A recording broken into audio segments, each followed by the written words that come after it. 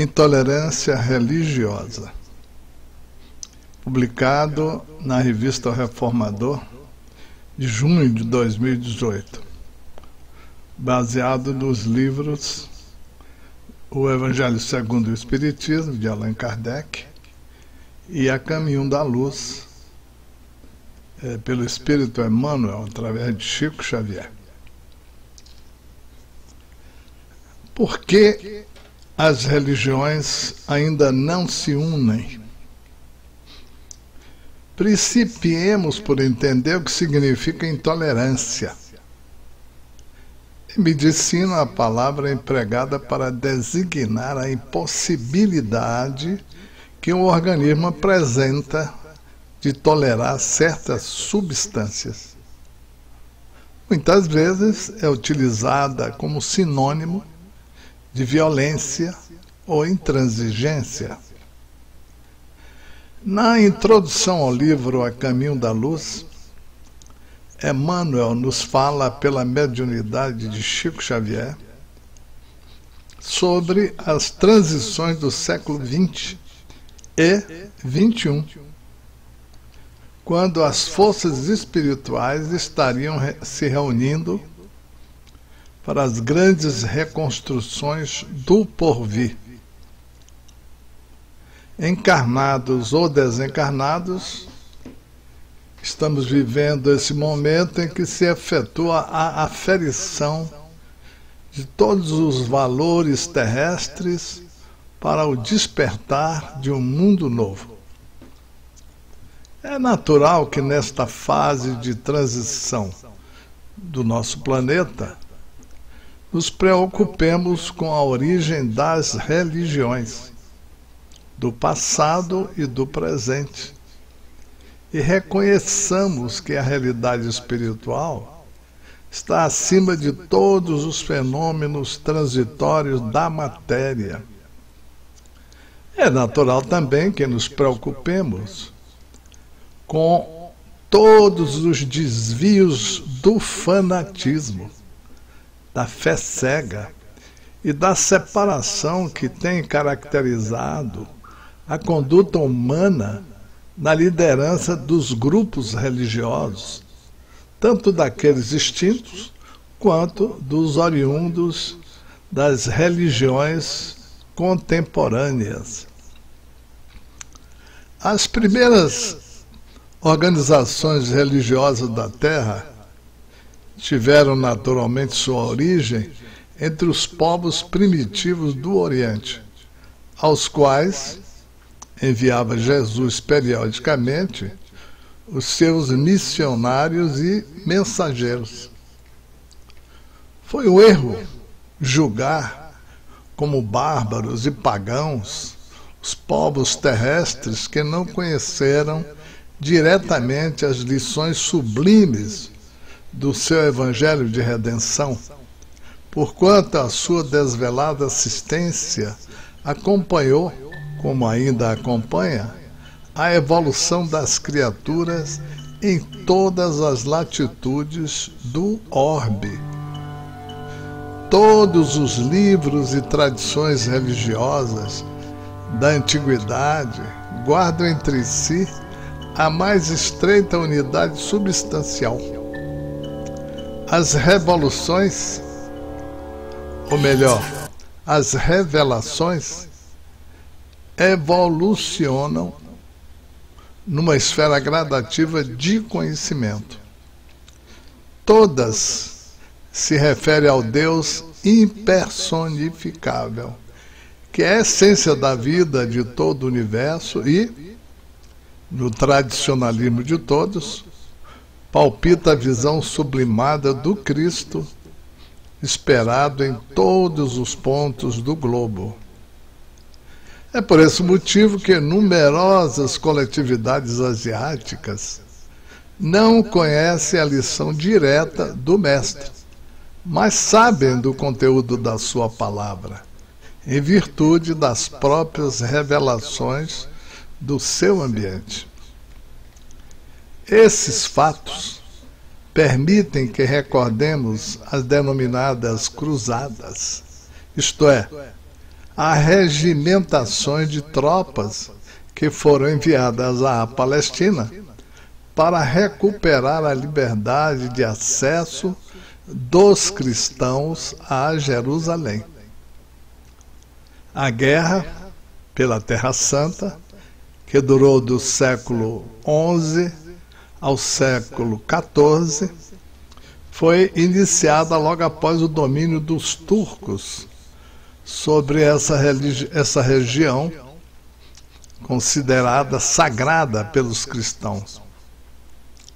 Após o domínio da área geográfica, os turcos passaram a impedir ferozmente a peregrinação dos europeus, utilizando-se para tanto da captura e do assassinato de muitos peregrinos que buscavam a região unicamente pela fé. As cruzadas aumentaram as tensões e as hostilidades entre cristãos e muçulmanos na Idade Média. Do estudo das religiões em nosso planeta, não é possível ignorar as considerações reunidas por Allan Kardec no capítulo 1 de O Evangelho segundo o Espiritismo, bem como as informações trazidas por Emmanuel sobre as revelações conhecidas como judaísmo e cristianismo. Com Moisés, recebemos a lei de Deus formulada nos 10 mandamentos, lei que pode ser condensada no amor a Deus sobre todas as coisas e ao próximo como a nós mesmos. Allan Kardec, indiscutível missionário de Jesus, apoiado no Novo Testamento e no ensino dos Espíritos, traz-nos o Espiritismo, definido como a ciência nova que vem revelar aos homens a existência e a natureza do mundo espiritual e as suas relações com o mundo corpóreo. A lei do Antigo Testamento está personificada em Moisés. A do Novo Testamento está personificada no Cristo. O Espiritismo é a terceira revelação das leis de Deus. E não tem a personificá-la nenhuma individualidade, porque é fruto do ensino dado pelos espíritos superiores. Entretanto, a supervisão de Jesus sobre a evolução espiritual do nosso mundo é uma presença constante, confirmada por fatos de maior ou menor repercussão. Exemplifiquemos. Em meados da década de 1960, realizava-se na cidade de Araçatuba, São Paulo, a concentração de mocidades espíritas do Brasil Central e do estado de São Paulo. Simultaneamente, no mesmo período e localidade, realizava-se um evento da juventude evangélica. O movimento de mocidades espíritas enviaram uma comissão para saudar os evangélicos e, na noite seguinte, o movimento evangélico enviou, como retribuição, o trio Melodia para executar um número musical como mensagem de fraternidade entre os diferentes grupos adeptos do cristianismo. Foi indiscutível a emoção que tomou conta da plateia, antecedendo a palavra do orador espírita Divaldo Franco, com a qual a concentração de mocidades espíritas seria encerrada. Em fevereiro de 2016, A imprensa de todo o planeta divulgou imagem do encontro histórico entre o Papa Francisco da Igreja Católica Romana com o patriarca da Igreja Católica Ortodoxa, sediada na Rússia. A reunião foi realizada no México e teve como objetivo central a aproximação dos adeptos do cristianismo em nosso mundo. Parece-nos que a aproximação entre as correntes religiosas que se estruturam sob a influência de Jesus, conhecidas como cristãs, antecederá aquela que deverá ocorrer também com a participação de outros grupos, nos quais a religiosidade se confunde ainda com interesses culturais e econômicos, distanciando-se mesmo dos inspirados ensinos dos seus fundadores. Mais uma vez, Emmanuel, no livro A Caminho da Luz, nos esclarece que, na direção de todos os fenômenos do nosso sistema, existe uma comunidade de espíritos puros, em cujas mãos se conservam as rédeas diretoras da vida de todas as coletividades planetárias.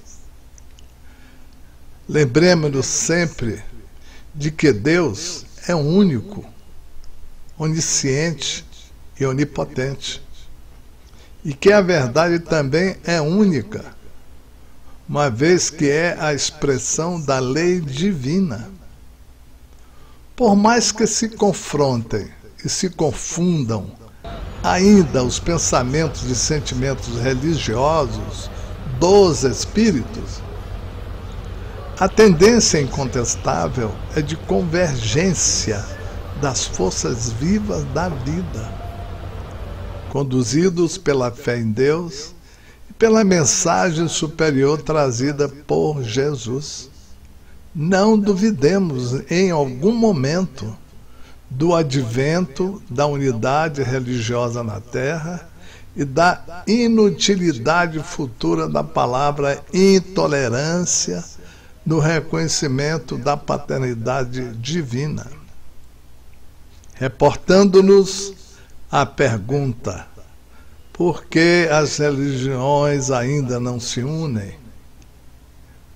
Cremos que a resposta está implícita nas considerações apoiadas pelas entidades espirituais que nos orientaram na elaboração deste despretensioso artigo. Os espíritos que povoam o nosso planeta situam-se em diferentes níveis de evolução. Muitos deles ainda estão influenciados por costumes e lideranças religiosas que os acompanharam na migração planetária que os conduziu para este mundo. Outros, embora originários da Terra, permanecem na infância da humanidade e estão situados em planos menos graduados da escola evolutiva. Todos, entretanto, evoluirão em direção aos valores pertinentes à mais pura fraternidade, identificando-se com a paz e o entendimento universais.